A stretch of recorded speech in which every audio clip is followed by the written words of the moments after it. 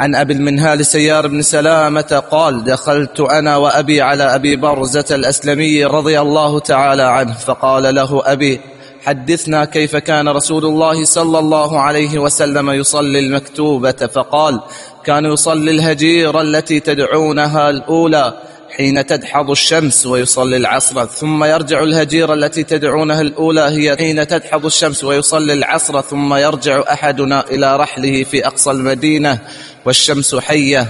ونسيت ما قال في المغرب، وكان يستحب أن يؤخر العشاء التي تدعونها العتمة، وكان يكره النوم قبلها والحديث بعدها، وكان ينفتل من صلاة الغداة حين يعرف الرجل جليسه، وكان يقرأ من 60 إلى 100. جزاک اللہ خیر. تو اس حدیث کا موضوع بھی پانچوں نمازوں کے اوقات. عن ابی المنہال سیار ابن سلامہ، یہ بصری جو ہیں وہ تابعی ہیں اور ثقہ ہیں. فرماتے ہیں کہ دخلت انا و ابی علی ابی برزۃ الاسلمی، کہ میں اور میرے والد جن کا نام سلامہ، ہم دونوں ابو برزہ الاسلمی رضی اللہ عنہ کے پاس گئے. ابو برزہ الاسلمی نبی علیہ السلام کے صحابی ہیں اور اپنی کنیت ابو برزہ کے ساتھ معروف ہے. ویسے ان کا نام نزلہ بن عبید ہے. نزلہ زواد کے ساتھ، زے کے ساتھ نہیں، نزلہ بن عبید. اور یہ قدیم الاسلام صحابی ہیں، اور یہ جنگ خیبر میں اور فتح مکہ میں اور حنین میں شریک تھے. اور اس صحابی کا تمیز یہ ہے کہ ابن خطل کے قاتل ہیں. ابن خطل جو بڑا گستاخ تھا اور اسلام قبول کر کے مرتد ہو گیا تھا، فتح مکہ کے موقع پر یہ چھپ گیا تھا. رسول اللہ صلی اللہ علیہ وسلم نے فرمایا تھا کہ ابن خطل کو قتل کر دو، خواہ وہ غلاف کعبہ کے ساتھ چمٹا ہو. تو واقعی ابو برزہ الاسلمی اس مہم پر مامور ہوئے، اس کو تلاش کرتے رہے حتیٰ کہ بیت اللہ میں گئے تو یہ غلاف کعبہ سے چمٹا ہوا تھا. وہ ایک پناہ ڈھونڈ رہا تھا، کیونکہ نبی علیہ السلام کا فرمان تھا کہ اس کو قتل کر دو، تو انہوں نے اسے قتل کر دیا تھا. آخری عمر میں یہ بصرہ میں پہنچ گئے اور چلے گئے، اور پھر خراسان میں، اور خراسان کا ایک علاقہ مرو، وہاں ان کا انتقال ہوا سن 65 ہجری میں. یہ فرماتے ہیں کہ دخلت انا و ابی علی ابی برزۃ الاسلمی فقال له ابی، میرے والد نے یعنی سلامہ نے ابو برزہ سے کہا: حدثنا کیف کان النبی صلی اللہ علیہ وسلم یصلی المکتوبہ، ہمیں بتائیے کہ نبی صلی اللہ علیہ وسلم فرض نماز کیسے ادا کرتے تھے. ان کی مراد نماز کے اوقات، نمازوں کے اوقات. ہمیں بتائیے کہ رسول اللہ صلی اللہ علیہ وسلم نمازوں کو کن اوقات میں ادا کیا کرتے تھے. فقال، ابو برزہ نے فرمایا کہ کان یصلی الحجیر وہی التی تدعونها الاولى حین تدحض الشمس، کہ آپ صلی اللہ علیہ وسلم حجیر یا حاجرہ جو پہلے گزر چکا ہے، یعنی شدت گرمی کا وقت، زوال کے فوراً بعد آپ صلی اللہ علیہ وسلم حجیر کی نماز، جس کو آپ اولا بھی بولتے، نماز اولا، عصر کے ساتھ. عصر جو ہے وہ حاجرہ اولا، ظہر حاجرہ اولا ہے اور عصر حاجرہ ثانیہ. ان کو تقریباً ظہرین بھی بولتے ہیں یا عصرین بھی بولتے ہیں. تو یہ پہلی نماز یعنی ظہر کی نماز آپ ادا کرتے تھے کب؟ حین تدحض الشمس، جب سورج جو ہے وہ زائل ہو جاتا. تدحض بمعنی تزیل، تدحض بمعنی تزیل، جب سورج زائل ہو جاتا. زائل ہونے کا معنی یہ ہے جب سورج چلتے چلتے آسمان کے وسط میں ٹھہر جاتا. وسط السماء جو نصف النہار کا وقت ہے، تو اس وقت نماز پڑھنا ممنوع ہے. لیکن جب سورج ڈھلتا بجانب مغرب تو یہ تدحض الشمس ہے، سورج کا زوال. تو فرمایا کہ سورج ڈھلتے ہی اور سورج کے زوال ہوتے ہی آپ صلی اللہ علیہ وسلم ظہر کی نماز ادا فرمایا کرتے تھے۔ یصلی العصر، اور یہ نماز کا وقت کب تک ہے؟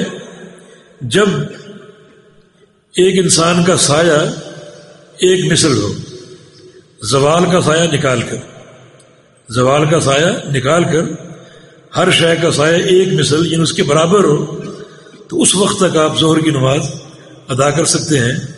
یہ وقت جواز ہے، افضلیت تو اول وقت میں ادا کرنا ہے۔ اور عصر کا وقت ہوا وہ یصلی العصر، اور عصر کا آپ نماز ادا کرتے جب ظہر کا وقت ختم ہو جاتا، یعنی جب ہر شے کا سایہ ایک مثل ہوتا، زوال کے سائے کو نکال کر عصر کا وقت شروع ہو جاتا اور آپ عصر کی نماز ادا کرتے اول وقت میں۔ اتنا اول وقت فرمایا کہ ثم یرجع احدنا الى رحلہ فی اقصى المدینہ والشمس حیۃ، کہ ہم رسول اللہ صلی اللہ علیہ وسلم کے ساتھ عصر کی نماز پڑھ کے اپنے گھروں کو جاتے، اور ہمارے گھر کہاں ہوتے؟ فی اقصى المدینہ، مدینہ کے آخری کونے میں۔ بعض احادیث میں اوالی مدینہ کا ذکر آتا ہے، اوالی مدینہ، اور اوالی مدینہ 3 سے 4 میل، اور بعض اوالی مدینہ 7 میل کے فاصلے پر تھے مدینہ سے دور۔ ہم عصر کی نماز نبی علیہ السلام کے ساتھ پڑھتے اور اپنے گھروں کو لوٹتے، جو کہ اوالی مدینہ میں ہوتے، جو کم از کم 3 میل دور، 4 میل بھی، کہیں 5 میل بھی، اس سے زیادہ بھی اپنے گھروں کو پہنچتے۔ تو فرمایا کہ والشمس حیہ، سورج ابھی تک زندہ ہوتا۔ عصر کی نماز پڑھ کے اتنا چلنے کے بعد، اپنے گھروں میں پہنچنے کے بعد، سورج اب تک زندہ ہوتا۔ اس کا معنی یہ کہ نبی علیہ السلام عصر کی نماز اول وقت میں ادا کرتے تھے۔ اور ایک حدیث میں آتا ہے، صحیح مسلم کی حدیث ہے، کہ نبی علیہ السلام کے ساتھ ہم عصر کی نماز ادا کرتے، پھر اپنے گھروں کو مدینے میں آتے اور اونٹ نہر کرتے، اونٹ نہر کرتے، اس کی کھال اتارتے، اس کا گوشت بناتے اور پکاتے اور کھاتے، اور سورج زندہ ہوتا۔ تو اس سے اندازہ کیجئے کہ عصر کی نماز کتنا اول وقت میں آپ ادا فرماتے تھے۔ حالانکہ ان تمام اشغال کے لیے وقت چاہیے، اونٹ کا نہر اور اس کی کھال اتارنا، گوشت بنانا، پھر اس کو پکانا، پھر اس کو کھانا، اور سورج ابھی تک زندہ ہوتا۔ یہ دلیل ہے اس بات کی کہ آپ صلی اللہ علیہ وسلم عصر کی نماز اول وقت میں ادا کرتے تھے۔ اور وہ وقت کیا ہے؟ جب ہر شے کا سایہ ایک مثل ہو، زوال کے سائے کو نکال کر۔ وَنَسِيتُ مَا قَالَ فِي الْمَغْرِبِ، یہ ابو المنہال کا قول ہے کہ مغرب کے بارے میں ابو برزہ الاسلمی نے کیا فرمایا وہ مجھے بھول گیا ہے، لیکن چونکہ اور احادیث میں مغرب کی نماز کا وقت مذکور ہے کہ سورج کے غروب ہوتے ہی آپ مغرب کی نماز ادا فرما لیا کرتے۔ آگے فرمایا کہ وَكَانَ يَسْتَحِبُّ أَن يُؤَخِّرَ مِنَ الْعِشَاءِ الَّتِي تَدْعُونَهَا الْعَتَمَ، اور آپ صلی اللہ علیہ وسلم پسند فرماتے تھے، یستحب پسند فرماتے تھے، ان یؤخر العشاء، کہ عشاء کی نماز کو لیٹ کریں، مؤخر کریں۔ عشاء کی نماز کیا ہے؟ یہ وہی نماز ہے التی تدعونها العتمہ، جس کا نام تم عتمہ رکھتے ہو۔ یہ جو اعرابی تھے بدو، وہ عشاء کو عتمہ کہا کرتے تھے۔ یہ صحابی نے ایک فہم دیا، یہ نام تمہارا رکھا ہوا ہے، شریعت کا نام عشاء ہے۔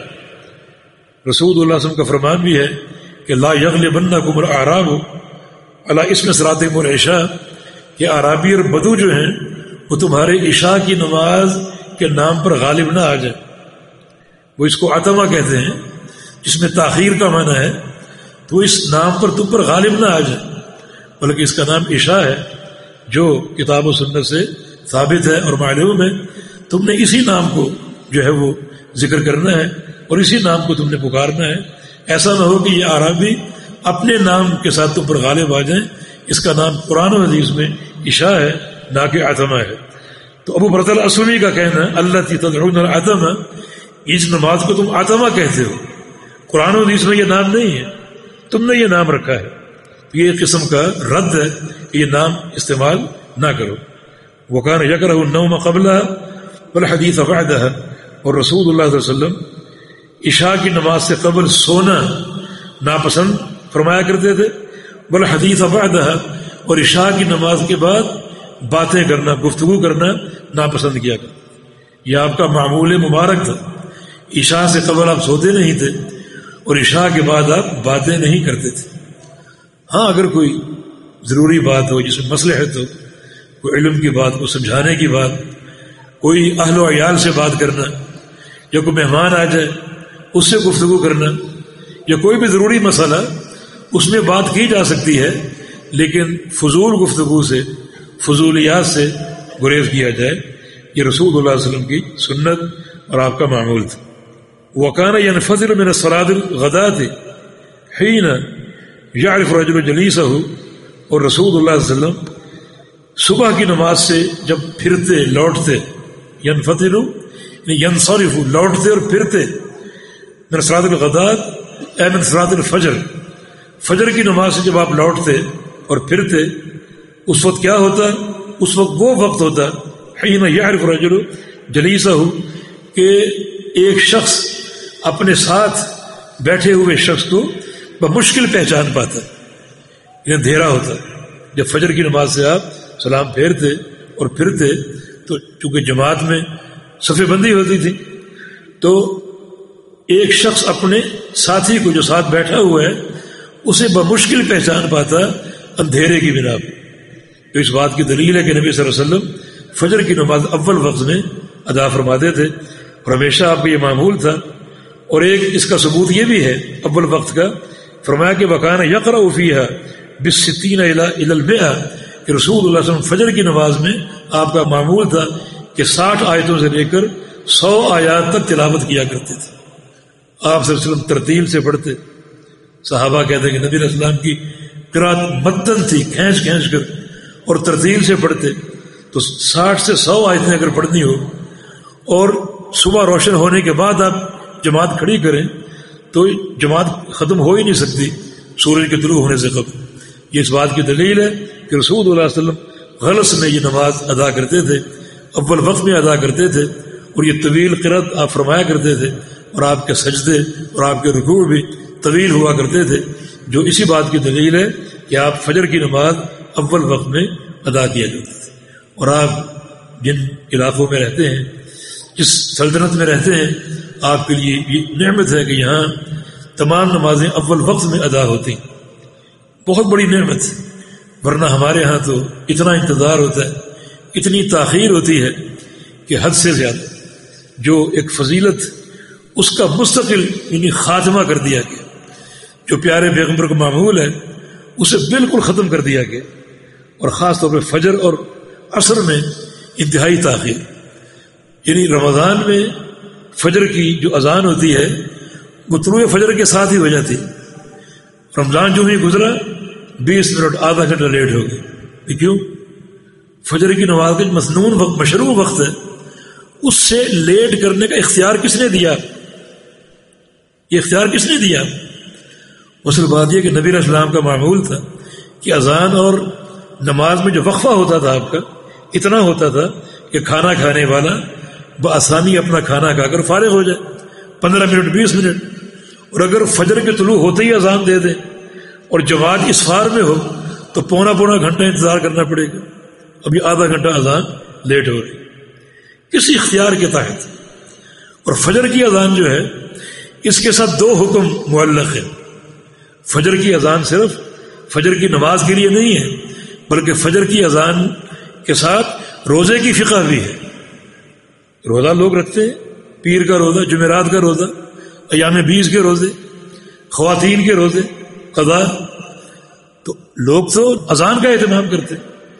اور اگر اذان آپ کی آدھا گھنٹہ لیٹ ہو چکی تو کتنے روزے لوگوں کو برباد ہو رہے ہیں، کہ کس اختیار کے تحت یہ وقت لیٹ کیا جائے۔